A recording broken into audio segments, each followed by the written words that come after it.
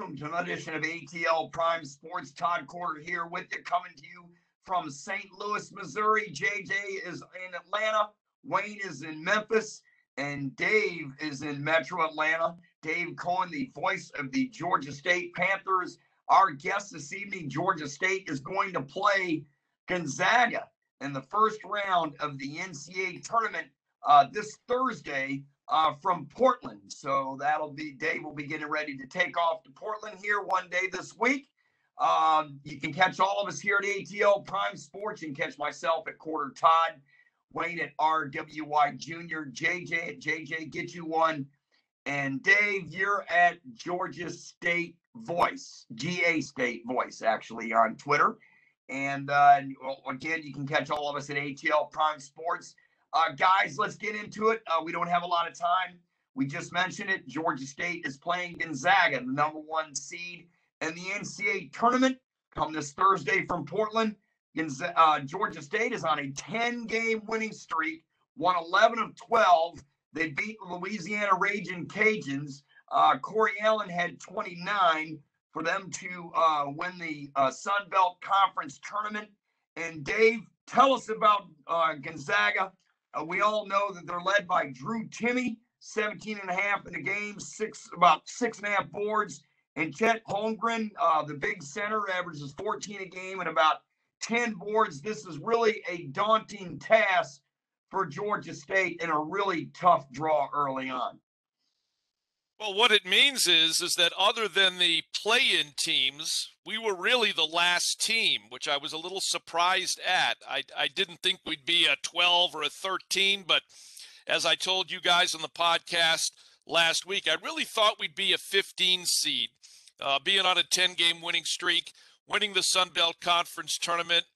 I didn't think we'd end up with the number 1 team, the overall number 1 team in the tournament, which, as you mentioned, are the Bulldogs of Gonzaga. And look, that's a tall order. It's exciting to be in the tournament, as Coach Lanier told me at the watch party. It's a great opportunity, but a tall task. I mean, they're 26-3 and 13-1. And again, we've got our work cut out for us. We're coming in with some momentum, as you mentioned, a 10-game winning streak, 12 of the last 13, which is great.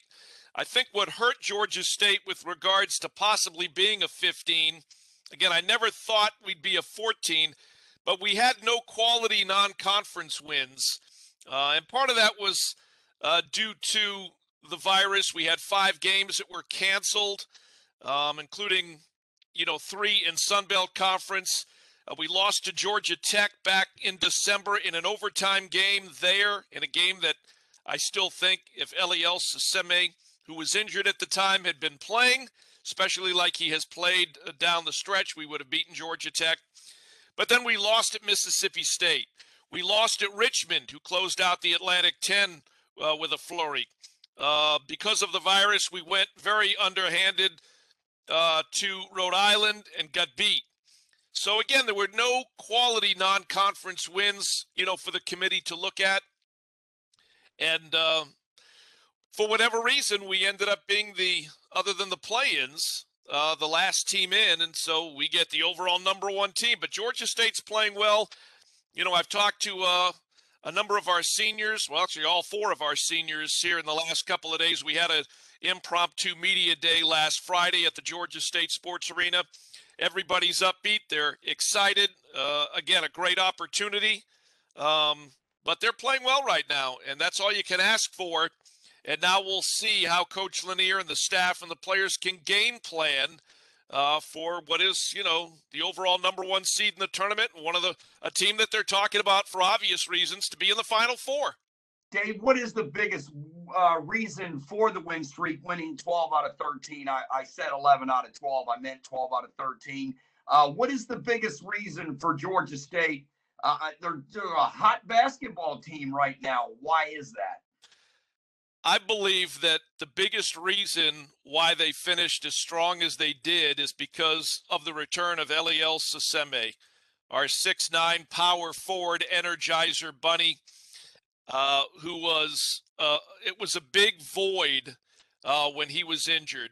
A big part of the reason why Georgia State was picked to finish first in all of the preseason magazines. Last year averaged a double-double. This year, right around a double-double. 10 points, 10 rebounds, 9 points, 10 rebounds. But a force for us, especially in the Sun Belt Conference, in and around the basket. But he has been a leader, a vocal leader, and again, provides a lot of the energy, not just on the floor, but in the locker room. And that has kind of rubbed off on guys like Kane Williams, who's the only Georgia State player to have now appeared or will have appeared in 3 NCAA tournaments. And then, as you mentioned, Corey Allen and Justin Roberts have shot the ball pretty well down the stretch. And it's not just the offenses. We were talking about in this podcast the last time I was on. If you look at the statistics defensively in the Sun Belt Conference, Georgia State is hovering right around the top or near the top in a lot of the defensive statistics. Defense is not always fun, as I have talked with a number of these seniors. But when you're having success at it, you're creating turnovers that lead to fast break opportunities. You're coming up with steals that lead to baskets. It becomes a little bit more fun than maybe under normal circumstances. I think that's a big part of the reason why they have turned things around midseason. They got healthy. COVID-19 was no longer really an issue down the stretch, and the return of Eliel Saseme made everybody better around him. You're listening to Dave Cohen right here on ATL Prime Sports. Dave, this will be the second time the Panthers have played the Gonzaga Bulldogs, Zags, whatever you want to call them. It was 94 was the first time. How do they pull off the upset? It'd be the second 16 seed to ever do it if they were. How do they do it? Well, again, that's a wide open question, JJ, because, I'm not a coach. I'm just the radio guy sitting on the sideline, calling the game. But I don't know. To me, with it being such a tall order, you can't go in and look at the whole piece of pie and concern yourself with eating the whole piece of pie at once. It's a cliche, but I think you have to go ahead and play it from timeout to timeout to timeout in each half. Break it down into segments, and almost like boxing, you're trying to win the round. Don't look at it as the entire match with regards to a knockout, because you and I both know that's not going to happen in this instance. But you want to play it from timeout, from 16 to 12 to 8 to 4. Try to win the segment from timeout to timeout.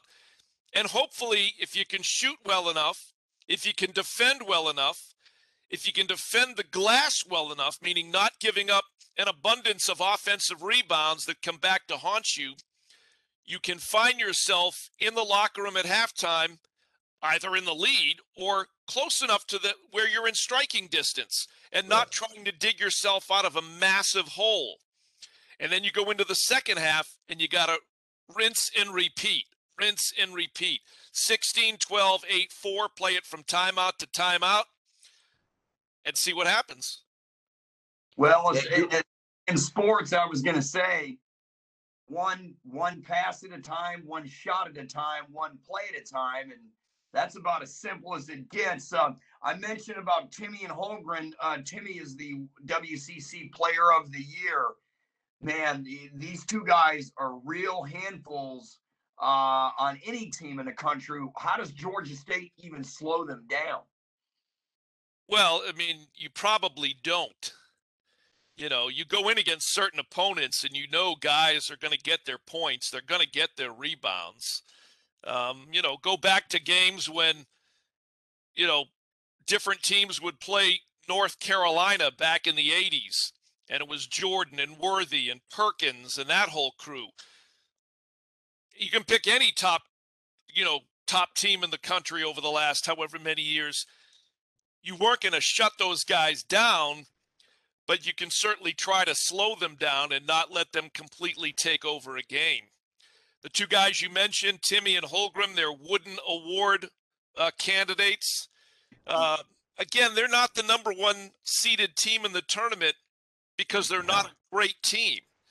So, again, as well as Georgia State has played defense down the stretch, they're going to have to play that well and probably some in order to make a dent and slow them down a little bit.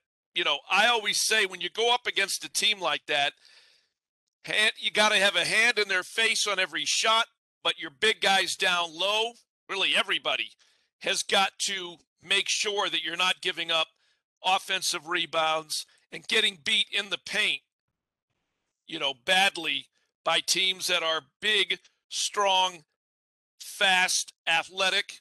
There's no question they're going to probably be bigger than we are. There's no question they're probably going to be a little more athletic than we are, a little more skilled than we are. Again, they're not a top 5 team in the country because they're not. We know why they're a top 5 team in the country. We're not a top 5 team in the country. So we're going to have to play our best game plus some.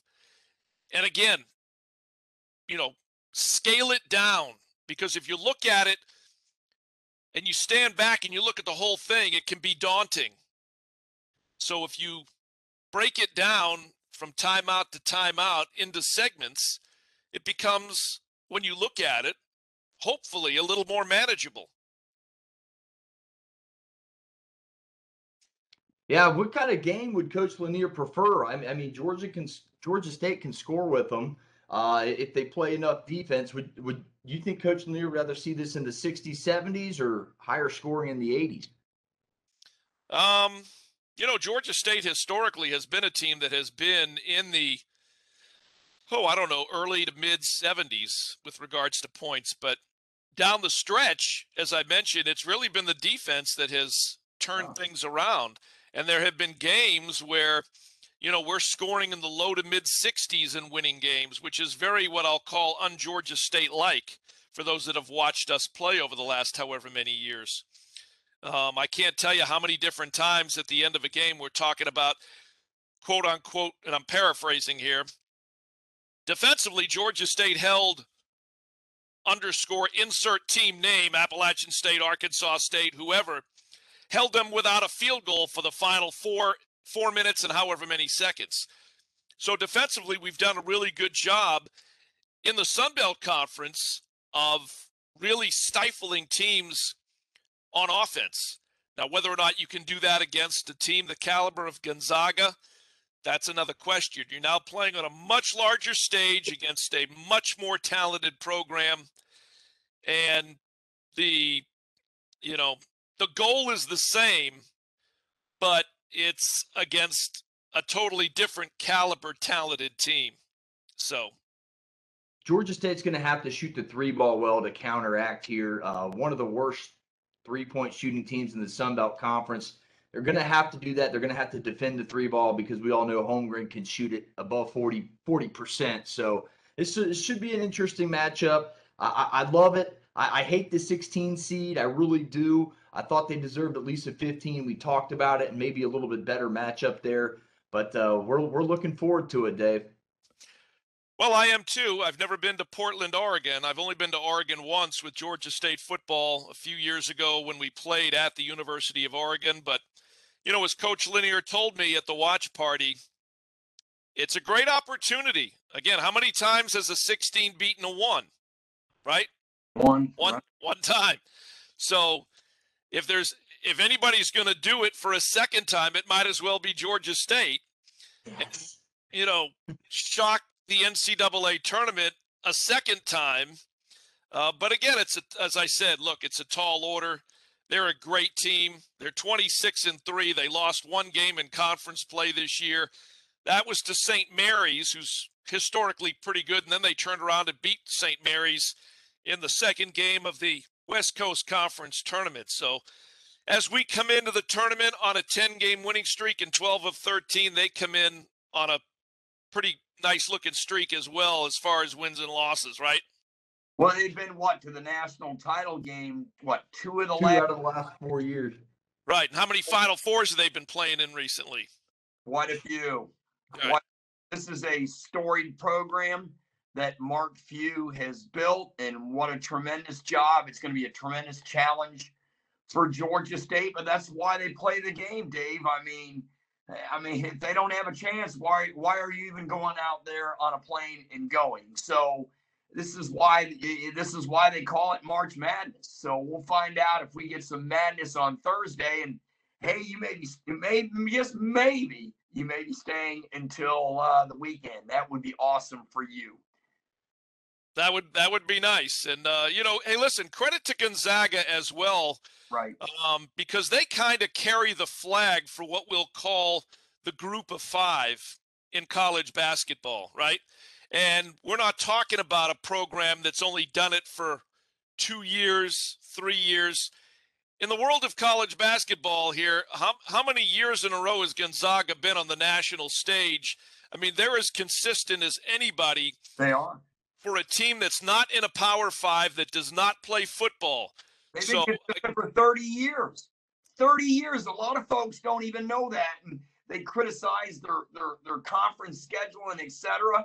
But look, in the non-conference schedule, they play the big boys, and they play well against the big boys in the NCAA tournament. They just haven't been able to get over that hump, winning that final game. And let's hope it's not this Thursday. Let's hope that it's reversed. Dave, thanks so much for coming on at the last minute. I'm here in St. Louis broadcasting the ACHA College Nationals for hockey, and I'll be here until Thursday morning. I got here Wednesday, so 4 games every day, 2 color, 2 play-by-play. I still have a voice left, so I'm pretty happy about that. Well, I know you enjoy hockey, so have a good time out there. St. Louis is as good a baseball town as St. Louis is, based on the Cardinals. The St. Louis Blues, as the hat you wear, is a long and storied history on the ice, so enjoy it. I knew you were going to mention that tonight. When I come to St. Louis, I was looking for a Cardinals or Blues hat. I happened to find a Blues hat, so I picked one up real quick. And you know what? I want to thank you on the air, actually, for help for the Clayton State job. I'll be the voice of Clayton State next year, all their home games, men's and women's. And the women's team unexpectedly made it to the conference finals this year and lost. But the men's and women's team, they're getting better. And this is a first year head coach there at Clayton State, and he's got a great track record in that conference. So hopefully he'll turn them around and they'll get real competitive real quick on the men's side. On the women's side, they won the national title back in 2011. So they have some really good history, and hopefully they can go back to that side of it. That would be great. Well, as you and I found out this year, working some of those games down there at Clayton State, the Peach Belt, we talk a lot of Division I on this podcast, but when you step down into Division II, the Peach Belt is a pretty competitive conference. And as you saw, a number of good teams come into the Lock and Mason Barfield Court down there. And those games are fun to watch as well. So, yeah, enjoy. And I enjoy going out to Clayton State and helping out. And, anytime you can watch good basketball, it's a lot of fun. It sure is. Wayne, your Memphis team, I'm sorry about that today. I can see the somber look on your face losing there to Houston in the finals. Sorry about that. Well, I look forward to playing Georgia State in the second round. That would be great, wouldn't it? Is that true? Is that how the bracket shaped out? That's how the bracket would shape out. Yeah, I mean, look, I literally just got back in the hotel. I called JJ. I said, let's have a podcast. Let's get a hold of Wayne. So I did all. I said, no, we'll call Dave because we might not be able to get a hold of him during the week. Let's get it done now. So this literally happened within 30 minutes. And I just want to say thank you for coming on. And Wayne, I hope and pray for each one of you that it's Georgia State and Memphis in the second round. If it is, wow. Well, the Georgia State only has to do 3 things to win that game. They have to not think about who Gonzaga is. They have to frustrate Gonzaga's offense, and they have to play the best game of their life. No big deal. Pretty much it.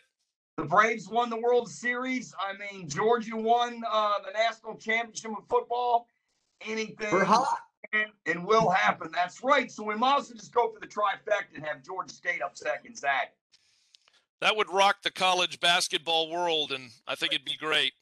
It would. Dave, thanks so much for coming on. We're out of time. Thank you so much, especially at the last minute. And thanks again for helping me out. All right. Always appreciate it. Hopefully we'll talk to you next week sometime. Yeah, and hopefully you're on another trip next week. That would be nice. Oh, sorry about that, Wayne. That means they beat Memphis, too. Right. Take care, Dave. All righty. Bye. So that's Dave Cohen, the voice of the Georgia State Panthers. And, guys, that was a lot of fun.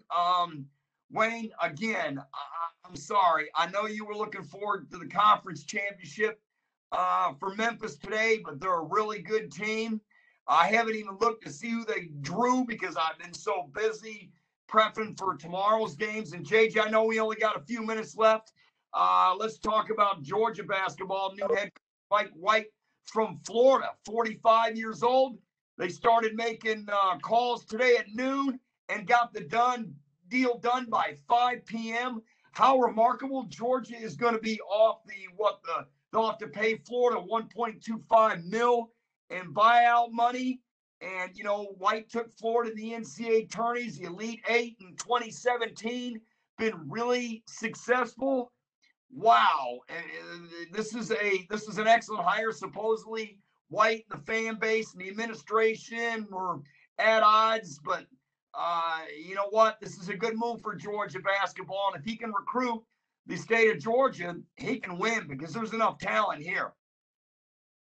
There's absolutely enough talent in the state of Georgia. We talked about that. Some of the best basketball players in the NBA right now are from this state. You look at Anthony Edwards, you look at Jody Meeks in the past, and look at the Atlanta Hawks. You got Lewis Williams, a year in and year out sixth man in the NBA. The talent's here. Mike White's got to keep it. He's been to the tournament 4 times at Florida. Would have been 5, but the pandemic canceled one season. You mentioned the Elite Eight run. Here's the deal.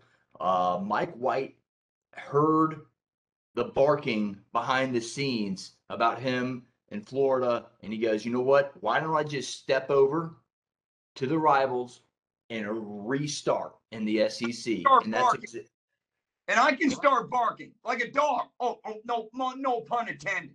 So wow. The alumni started talking, and when the boosters and the fans are griping, it happens. And if a coach hears it, they may not like it. And Georgia offered him the right contract, and everything fell into place. I think this is a good deal for Mike White and for the Georgia Bulldogs, because you get a tenured coach from a rival and who's had some success not only at Florida, but at his previous tenure, I believe it was Louisiana Tech as well, where he had over 80 wins. AJ, can they pick their rivals? Look what happened. Auburn got Tennessee's coach, Bruce Pearl. Look at the results there. So, man, that is incredible. Guys, let's move on. We got about less than 5 minutes. There's some, you guys, you're going to pick on me. So go ahead and do it now. Get the sledgehammer out and just pound me into the ground. Do it. Because I know what you're going to say. A&M's in, or A&M's out, and Michigan's in. Wayne, I want you to react first, then JJ. What do you think of that? I think it's entirely correct. I mean, you ended up with a lot of conference winning teams in their conference tournament that shrunk that bubble right down, and SMU and Texas A&M got bounced. So you think Michigan deserved to go in over A&M? Yeah. Oh, wow. That surprised me. Whoa, I'm glad I'm sitting down. JJ, you can counter. Look out. Yeah, I think Michigan should have been in the NIT tournament. I think Texas A&M won enough games in the conference tournament to even out their subpar SEC schedule, which was around 500 going into the tournament. They made a great run.